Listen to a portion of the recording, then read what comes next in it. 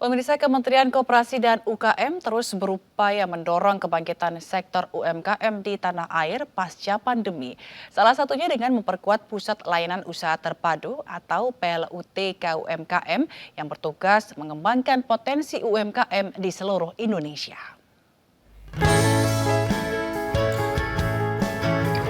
Pemerintah melalui Kementerian Koperasi dan UKM menggelar kompetisi PLUT KUMKM 2022 untuk memberikan penghargaan kepada para pengelola ataupun pendamping yang mengurus Pusat Layanan Usaha Terpadu Koperasi dan UMKM di seluruh Indonesia.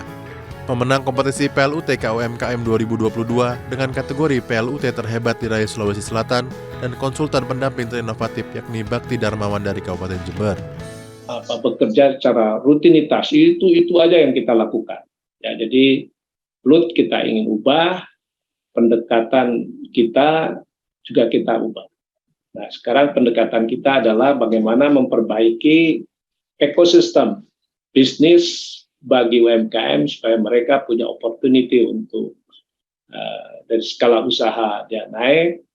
Juga kita sudah harus mulai masuk ke produk-produk yang berbasis kreativitas dan inovasi teknologi. Saat ini terdapat 74 pusat layanan usaha terpadu yang tersebar di berbagai daerah di Indonesia. Kemenkop UKM akan terus berupaya memperbanyak pusat layanan usaha terpadu untuk memberikan kemudahan bagi UMKM mendapatkan pendampingan dan pemberdayaan. Dari Jakarta, Ade Firmansyah, iNews melaporkan.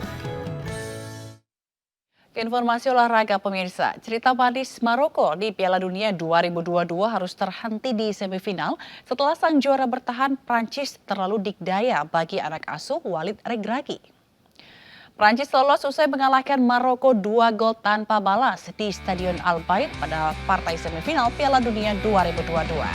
2 gol Le Bleu datang dari Theo Hernandez pada menit ke-5 dan Randal Kolomuani pada menit ke-79.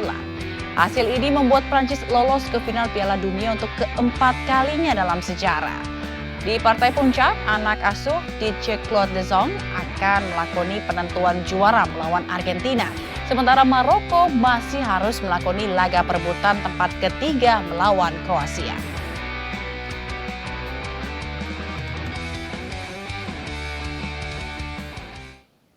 Serba-serbi di gelaran Piala Dunia 2022 menarik dikulik. Salah satunya destinasi yang paling diminati para pengunjung.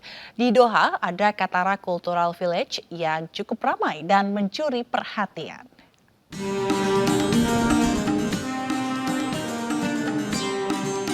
Qatar merupakan salah satu desa budaya di Doha, Qatar. Desa ini terletak di pantai timur antara West Bay dan The Pearl. Pada Oktober 2010 selama Festival Film Doha Tribeca, desa ini dibuka sebagai destinasi wisata berbasis budaya. Di sini pengunjung dapat menikmati segala hal kebudayaan Qatar. Melalui teknologi Muktahir, Qatar menceritakan kisah Qatar sambil menampilkan kreativitas dan keragaman kota. Hobi banget gitu ya sebenarnya di sini. Ya di sini relax, tenang di sini.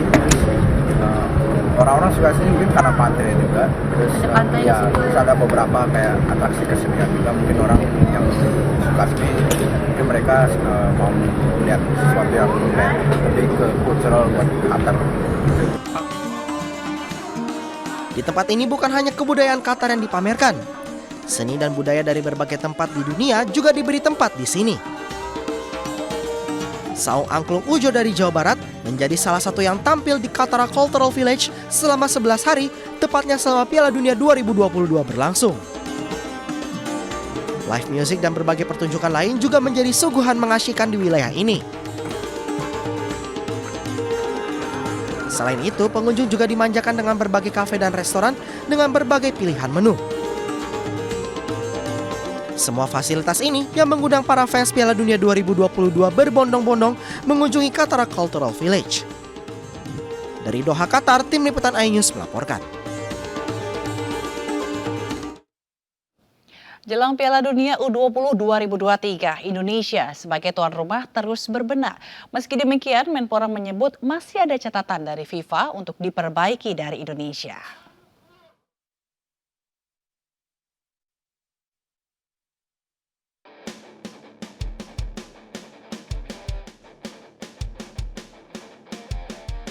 Pemerintah terus melakukan persiapan untuk menyambut gelaran Piala Dunia U20 2023, di mana Indonesia menjadi tuan rumah. Selain telah melakukan peluncuran maskot bernama Bacuya, pemerintah juga baru membuka lowongan untuk 1.500 volunteer Piala Dunia U20 2023. Pemerintah memang serius menyambut gelaran Piala Dunia U20 karena ini untuk pertama kalinya menjadi tuan rumah. Sejumlah infrastruktur pendukung di stadion yang dipilih menjadi venue telah diperbaiki, mulai dari rumput lapangan hingga ke ruang ganti pemain dan ruang konferensi pers media. Menyambutnya tentu saja ini kan satu ajang yang pertama kali diselenggarakan. Jadi persiapannya juga pemerintah tidak main-main dalam hal ini. Memang saat ini secara lebih spesifik kita sedang mempersiapkan infrastruktur. Kemudian tentu saja tidak hanya infrastrukturnya saja, tidak hanya kita bicara masalah bangunan dari stadion, tetapi juga rumput lapangan, kualitas rumput lapangan yang harus dijaga untuk nanti menjamu para pemain U20 yang akan datang dari 23 negara termasuk juga Indonesia ya. Jadi ada 24 partisipan.